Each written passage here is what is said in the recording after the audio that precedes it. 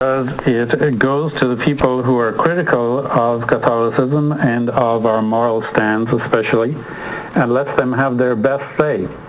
Actually, at the register, we lost several writers who refused to do that. Now, we're not going to call the National Organization of Women, or we're not going to call Planned Parenthood. Well, then you're not going to write for the register.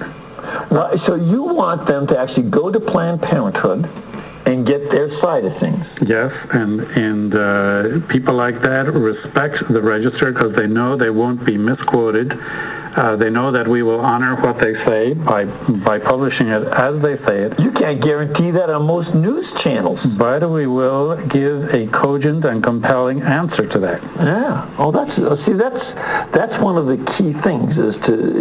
That's the norm for somebody like Newman's idea of the university. That you let the different sides, the truth. Yes, because absolutely. It's true. You give, the facts, and you can take on any anti-Catholic comers of any type. It's like Thomas Aquinas approached things. He actually gave some of his opponents' arguments a better exposition than they had given themselves to honor what they had to say and the germ of truth that was in what they had to say, and then answered that. So in some way, usually by cutting them off at the knees. I mean, he would give great answers that are just astounding. And then that's sort of the model that you want to use, is Thomas giving the objections to the Catholic faith and then giving the answers to those objections. It's one of the if you will, struggles as a publisher that I had at the beginning, because at the beginning the editors who are already producing this would say, well, what is your vision? So I said, well, I have to learn what a newspaper is first. You guys have to teach me, and it's complex, so it takes time. But then little by little I began to say, okay, we should be giving the teaching of the church in the news. Oh, no, in the news, certainly not.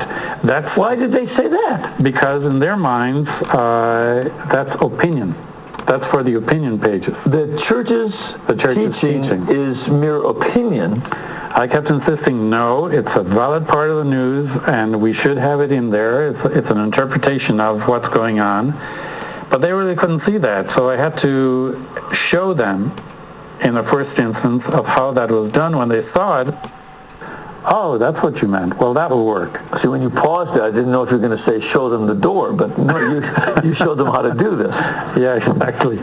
Actually, it was in reference to end-of-life issues. It was American Medical Association survey of end-of-life issues. When somebody is dying, you can give them a medicine to alleviate the pain that will also make them die unnaturally quickly, so it will hasten their death. Is that legal? It is legal.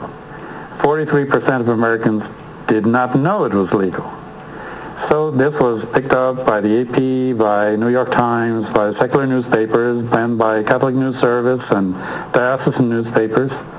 And so when the issue comes up, and the physician says, we're going to give this injection to your mother, we're going to give her this sedation, it's going to make her die more quickly than she would naturally,